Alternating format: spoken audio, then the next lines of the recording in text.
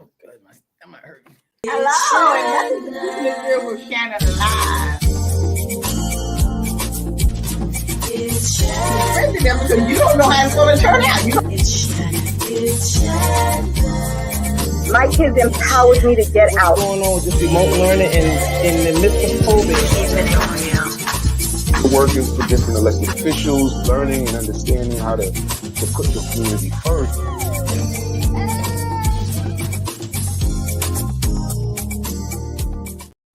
Hi, welcome to Keeping It Real with Shannon. Thank you so much for joining us tonight. And let me say hello to my co-host, Dr. Vanessa, Danzine. How are you? And Tiffani, Shannon. Hi. How are you? And Mr. Haile, Phillip. Right, how are you? Doing? I'm good. Y'all ready for these hot topics? Because, you know, it's getting hot in New York around here, I tell you. There's so much going on. I know you all heard the latest about Blue Ivy dancing on the stage with her mother, Beyonce, when she came out at the show and danced. Beyonce said that a lot of people got on social media and criticized her for coming out there dancing because she don't know how to dance, blah, blah, blah, blah, blah, blah. So what do you think about people, these trolls that hide behind the computer and complain about everything and talk about people? How are you criticizing a child that comes out on the stage? First of all, I thought she was brave enough to come out there in front of all those 100,000 of people to dance, because you can't even get some kids to look another person in the eye. And here she on the stage dance. Of course, she's not going to be professional like her mother. Well, when she first started out, of course, when she first started out, she was, wasn't so good or whatever, but she did her best. And I was really proud. As each show went along, she got better and better and better. But my understanding is that, she took that criticism and she used it and went and practiced more. So I'm proud of her. And for those trolls that think that, they can sit behind a computer, she has more money than you do. Remember that. Exactly. Listen. Everybody always want to have their 2 cents in, right? It was when you get in her tax bracket, then you can talk. Exactly. But she was so good to be 11, right? She kind of handled herself well. And the best thing to do is to take bad criticism, or what they call bad criticism, and make it to something good. But not all criticism is bad. So they thought they was hurting her, but in fact, she was a bigger person, and showed she was a bigger person by responding. And like I said, over time, Tiffani, each show goes on, she gets better and better and better, because she's gonna critique that craft. She's gonna get it together. Exactly. And I think she was good the last show she had. She was on beat. Excellent. Yeah. Yeah, I feel that, she's a child, she's 11 years old. And I feel that, instead of the trolls, they should be, supporting her, encourage her, because she's at children are at an age where they're like sponges. Now they could take that criticism and either, it can impact them negatively, but like she did, she used it, as I read, like she used it as fuel to get better. But, as human beings, it's our duty, to support, children and uplift them. I mean, like even when I was growing up, it was in the neighborhood, everybody was your parent, everybody supported you, they encouraged you, even if they seen you doing anything wrong, they would get after you and make sure you did things right. So I feel like, the trolls, they should do that, besides, even when you like, it's your first time, even like, as an adult, you start a new job, right? In the beginning, you don't know everything, on paper, you may know it, but when it comes to actually performing it, those are two different things. But the whole thing about this is that when she came out on the stage to dance the first time or whatever, who would even notice that she's not dancing good as the rest of the dancers? Who even noticed that? When I saw her up there dancing, the first thing I said, oh my God, look how cute this is. She's out there dancing with her mother. This is what you're thinking about. Who's sitting there thinking about she not dancing like a professional? Well, what they did. I don't have a life. Exactly. In that too, but what they did, they compared the shows. They compared the show. In one show, she got on beat. In another one, she looks more scared when she first went out there. The first show. Right. So you would expect that. I mean, we're talking about thousands and thousands of people. I mean, I get nervous just talking in front of 10 people. I can't even imagine. It took a lot of courage for her to come out there, and that was good. But the thing is, hey, that's just to show the more you practice something, anything, the better you get. Correct. No, but also too, this is another example when people think they're doing something to hurt you. Because you remember with Owen's son, what's his name? He played on Bill Cosby show. The one that played the oldest daughter husband. He was the son of Congressman Owens. I can't remember his first name now. But anyway, remember he didn't get work, after they went off. He didn't get no jobs and all that kind of stuff. And some girl videotaped him in the supermarket packing boxes and stuff and posted on Facebook about, now he packing boxes, boom, boom, he doing that. Tyler Perry called him. And his butt had stopped working since. I've been seeing him on all these shows and the movie. I said, you know what? Did you see? I am so happy she videotaped him and put him on Facebook packing boxes. Look what but it was for the negative, and it turned out to be positive. Instead of, Yeah. So that was the best thing she could have done is videotape him and put him on. That's what people do. It's always like somebody else's expense that people want to get the 2 minutes of fame. It's always at somebody else's expense. So, but I don't know what you get out of that. I just don't understand. Why would you even do something like that anyway? It's like clickbait. Is they just want their little 5 minutes or 2 minutes of fame. And I guarantee you, if they see you in person, they wouldn't say not one word. Oh no, they wouldn't. Like if they saw Beyonce in person, do you think they would tell Beyonce your daughter can't dance? No, just like they used to talk about her hair. Oh, why she don't comb her hair? Why she when she was a baby? Now look where her hair is, all down her back, and the same people sitting there and they bald headed. So people just have too much time on their hands, right? To worry about who's dancing, how to dance. But for you to criticize a child, that says a whole lot. That you would be criticizing a child rather than encouraging the child, because our kids got enough issues and problems as it is, and thank God she got two good parents that knows what to say to her and how to teach her to be tough and now she got her own. She on payroll. Who's on payroll? Yeah, she on payroll, getting paid just like the other people getting paid. I think she won a Grammy too for the brown skin. Yeah. What she's worth today. That's what I said. That's all right, Blue Ivy. You just keep it going. Just let the trolls keep talking. Because eventually maybe they'll get on a payroll or whatever.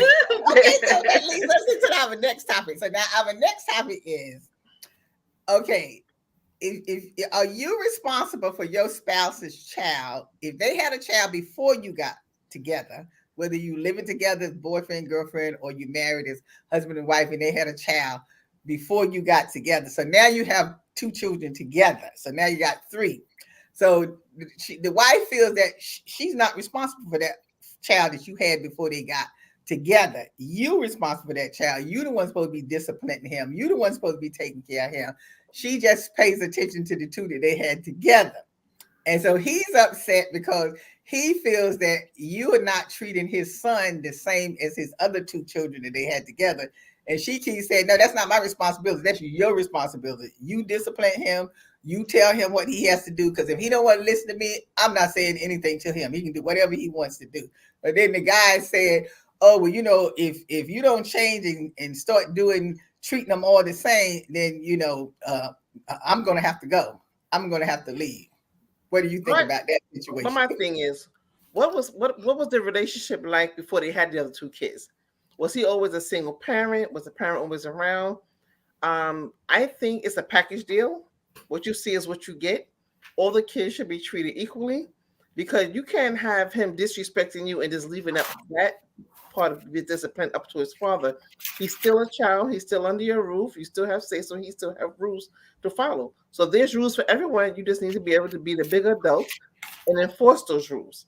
This is a family dynamic. It's not have you stay in the West Wing, I go in the East Wing, and we 2 separate families.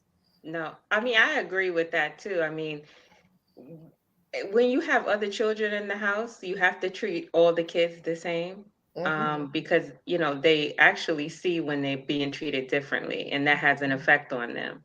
I mean, and then it also depends on what the discussion was about disciplining this child. That's not her child as well. So these are things that have to be discussed ahead of time. Well, she said, well, he doesn't want to listen, so I'm not going to be bothered because it's your child. It's your child. So what are the consequences? Right? Are there consequences and penalties? Like, what does that look like? What does that look like? The consequences. If he's in the house, For her to discipline him? Is he with her most of the time or just with the father most of the time? No, they're in the same house together. No, but they all live in the same house. Everybody's not in the house 24 hours. Some people go to school, they go to work. No, the kids go to school. They come back from school. Okay, so how much of the time does she spend alone with this kid? Same amount she spends with the other one, but she's not like disciplining him. She only disciplined the two that they had together. No, well, sometimes it depends because after, this is not your child and they, act in a certain way and stuff. Sometimes you'll say, hey, you need to handle this because I may not handle it the same way. And then this is your child. So you need to do what you need to do. Because then it becomes a fight. Right. But then what is the father saying? I mean, the father is saying that she should treat him like she treat the other kids and she can discipline him. She said, no, I'm not going to discipline him. That's your child. But that's not going to last. Well, I feel it's a package deal. When you come into a situation like that where a woman has a child, you have a child, you both have individual children. I guess by prior people, I believe that it's up to, if you want that child to come up positive, and I feel it's your responsibility, as a parent to discipline that child. But on the other hand, I feel that it should be understood from both parents, if he wants her to discipline his children, then I think that he needs to sit the child down and say, hey, look, this is your mother now. Okay. You need to listen to her. I mean, explain things to him. Wait a minute. I'm sorry. Hey, I don't mean to interject. I don't think he have to tell the child that this is his mother now. He's always going to have a mother. Right. So, but I'm saying this is her stepmother. That's his stepmother, but that, she's an adult and maybe, she could chastise him or something like that. Yeah, I get it. I get it. Exactly. I mean, you do need, I get that because you do need to sit down as a family and say, what needs to be done. You are to listen, this or that, and what's to be said. Because if you don't go over those rules or have that discussion, then the child is somewhat confused too. Correct. Because, this parent is saying one thing, this parent is saying another thing. Right. Well, they're not really valued, right? Of what the role of a parent is, right? A parent talks, a child's supposed to listen. That's kind of like what the dynamic is set at. But then again, maybe, is there a problem? Has there ever been a problem? Is it something that the child can't, maybe she needs to spend some time with the child by herself. Right? Maybe they need to do things. She does be by him sometimes by himself. What she said to him, the father, was, he doesn't like to listen. He has a hard head, so I'm not going to be bothered. I'm not going to be bothered with that. Well, what is it that he's not doing? I need more information, right? So that he's not doing, that he's not listening. I mean, well, I guess it's just like some kids are hard head. Maybe she might tell him, okay, go do this, go do that, and he don't want to go do it, and he doesn't want to listen. Because you know how some kids are when you tell them to do something, and then sometimes the kid already have it in their head, well, you're not my mother. Because some of them even tell you that you're not my mother, but well, that's the fault. That's the father's fault. But that's the father's fault. Huh? That's the father's fault without setting those boundaries, because that should have been discussed long before these other two kids came along. And what was her role? And you just can't. But no, he wasn't talking as if he didn't want her to chastise him.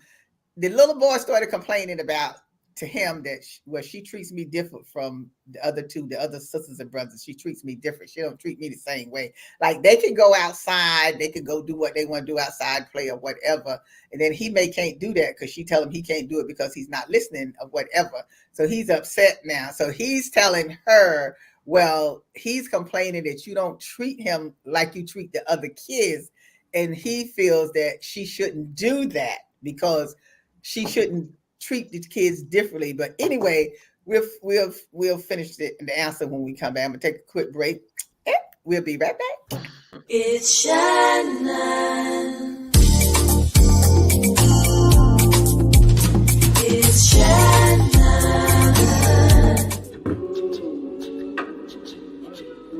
Man, it's lonely. Like, going through life lonely. There is the therapeutic aspect of music, just expressing how you feel. I'm going to talk to Haile about his feelings, make it into a song.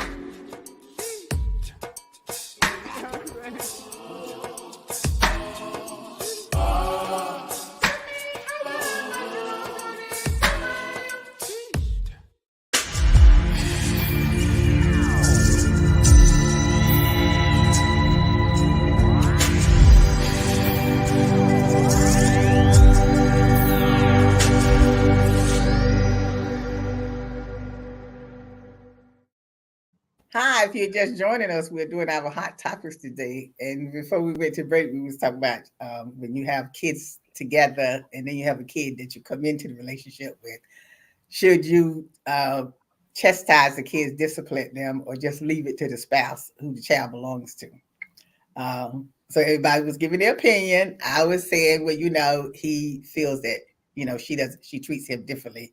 And the father doesn't want her to do that. And he says, well, if you don't change, well, he's going to have to leave. Well, So it sounds did you like tell she him to has leave? resentment. It sounds like that the kid has resentment against the stepmother.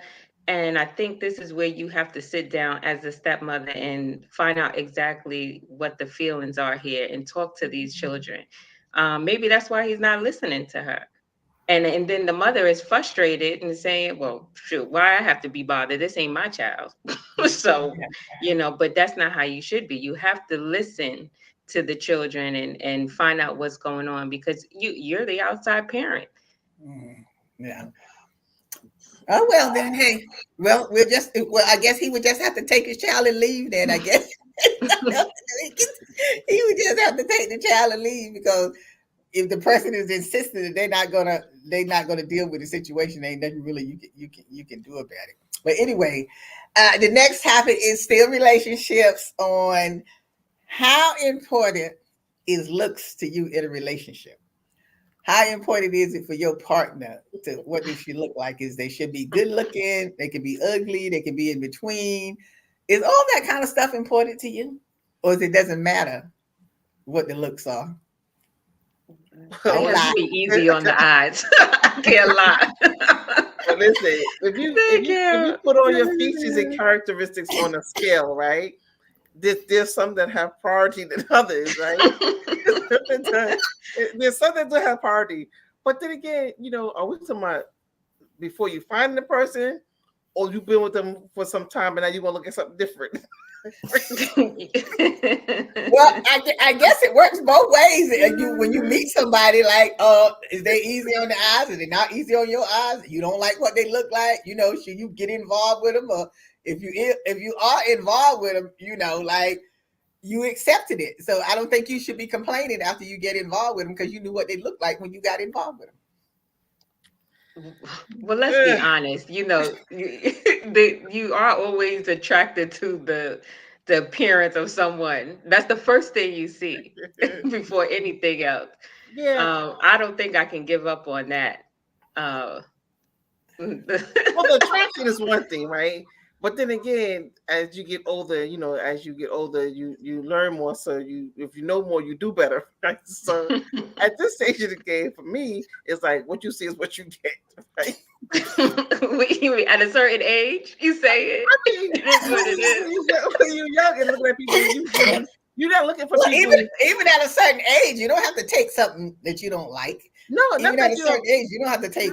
But let me tell you somebody you don't like, if they don't look appealing to you. The pickings are slim at a certain age. Listen, I've seen people where they didn't care what the opposite person looked like, as long as they had money, as long as they had a car. Like, the priorities was like all over the place. But nowadays, when you get older, you're like, all right, maybe I should have put that one back in the ocean, right, or something. But I guess it depends on what the need is, right? Some people have different needs, right? And sometimes they say beauty is in the eye of the beholder, right? Well, that depends on who you ask, right? So, but I would really see, it really depends. Nowadays, people need a roof over their head, so they think about a place to stay, look for food on the table. The priorities are just that's different. True. I think now we are looking at what we need, the necessities.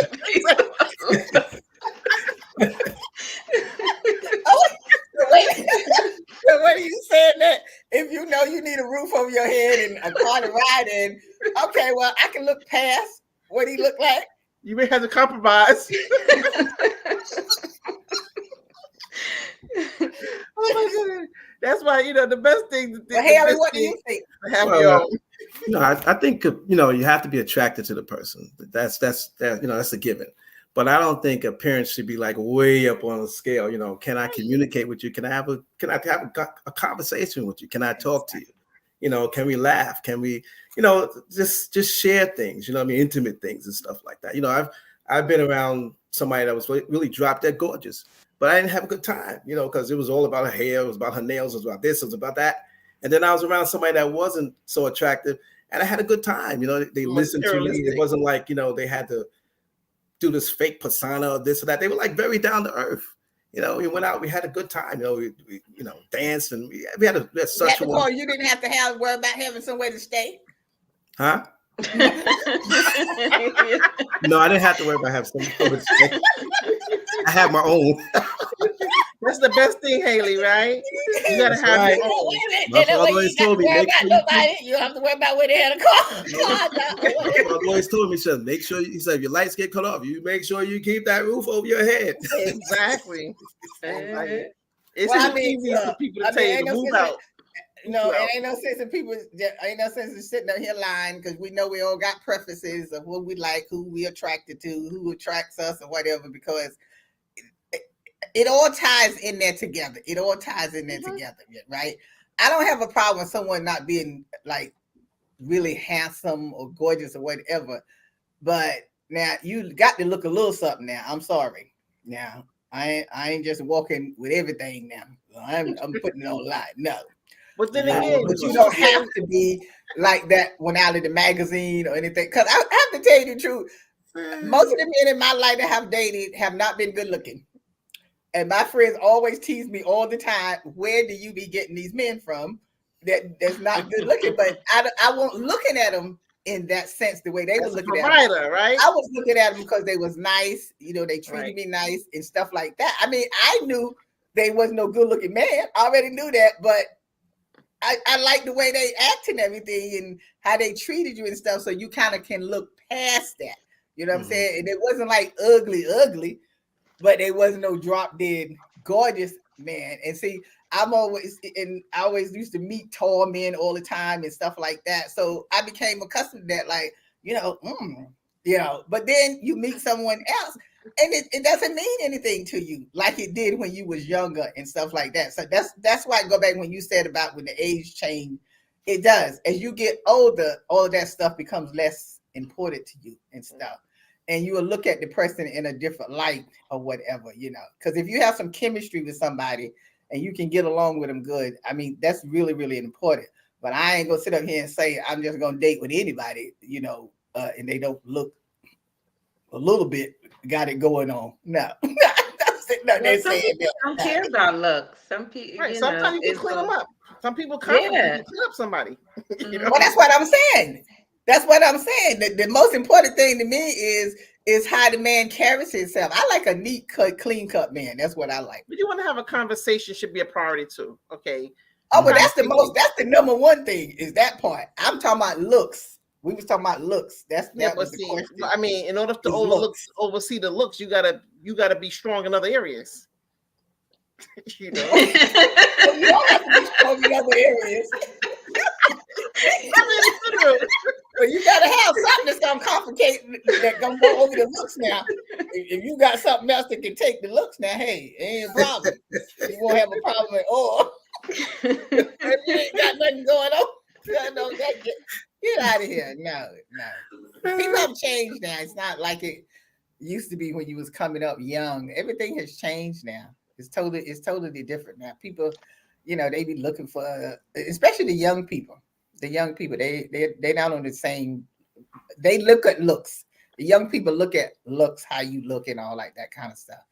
And if you ain't got not really, they don't want to talk to you. Not really, because I mean, when you're in high school and you know, young, you want someone. Oh, he looks good. You want all your friends to think. But as you get older, you know, it's like, well, what kind of job he have and what can he do and this and that. That's when it comes down to it. Exactly. Now stop lying, because you know you ain't talking to no ugly man. I said it from the beginning. I wasn't talking to but I used to want him to be drop that gorgeous. The one he's gonna sit up there and lie to what they got to have this here. Look, no. Today, you know, when you're young, you're not really straight sure what they look for. You're looking to have a good time. You have fun. They kick you in. You're not really looking at what they should be looking at, I should say, right? But nowadays, right, my thing is you got to come equal or better, because for one thing, I ain't taking care of no one. I can't. Got that right. True. So they got to bring something to the and everything. When I say equal and better, I'm not necessarily talking about monetary. It's not about the money. You got to come equal and better. It's a whole spectrum of things you need to be getting checked with. But it is really you know what? Not only that, it's important that you have someone who wants to do something together, where you can build something together. And if that person has a whole total mindset from you, then it's just not going to work, because you want to build something and they don't want to build something. Then it becomes like the person is holding you back or whatever. So, you got to have some kind of chemistry together. You have to have some way of talking to each other, where you kind of on the same page, or you got some chemistry or something together. Other words, it's just not going to get it. Yeah. In a relationship, I want support, and loyalty, and respect. Do you respect me as a person? Do you respect my ideas? Even if it's different from yours, that's to me, that's very important as you get older. You want to be able to, have a conversation. I mean, you lying down and you're not talking, and it's like, you can't express your ideas. Maybe something from outside might have bothered you. Is she going to be able to just, give you an ear to listen to you? You want somebody that's going to listen to you and, console you, vice versa. That to me, that's very you want all of that too, Haile, but you know what? Let's just tell it like it is. I want someone to listen to it and all that kind of stuff. I want somebody that I'm going on a cruise with someplace, or I'm going to be flying somewhere with, or something like that. They go want to do some of the things that I like to do, and that's me. I like to be on the go. I want somebody who wants to be on the go with me. So that way I know we got something going together, some chemistry going together, whatever. I can talk all you want to, but when it's time to start do it, time to go now. Yeah, I understand. Yeah, I agree. So you know what kind of individual person you are. So you got to have someone that kind of does some of the things that you also like to do and you like to enjoy together as well, because that's very, very important too. Because that way you don't become bored with the person or whatever. So, I mean, as far as looks, look, I don't care. Long as you look kissable, it's okay with me. Like I said, and you ready to travel when I'm ready to go, then we can go. That's not a problem. Oh, well, look, we've had some fun today talking about the different topics that we talked about and everything. And so people, please stop criticizing these children. And hi, Virginia and Kathy. Talking about our young children, because let's just encourage them. If you're with a spouse, take care of the children together, talk together. And looks is looks. That's all I can tell you. So thanks for joining us tonight. And you can always see us on Saturdays at 5:30 on Brick and 2:30 on Manhattan Neighborhood Network. Don't forget to join us every Tuesday night at 8 o'clock. We go live and share your experience with us as well. So thank you, Vanessa. Thank you, Tiffani. Thank you, Haile. Thank you, Kara. And as always, we'll see you next time. Today's show is sponsored by Abu's Bakery. If you have a sweet tooth, stop by Abu's Bakery for some delicious cakes and pies. Would you like beautiful pictures for your home or your office? Then stop by Faith Art Gallery. They have a large selection of pictures from around the world. It's Shannon. It's Shannon.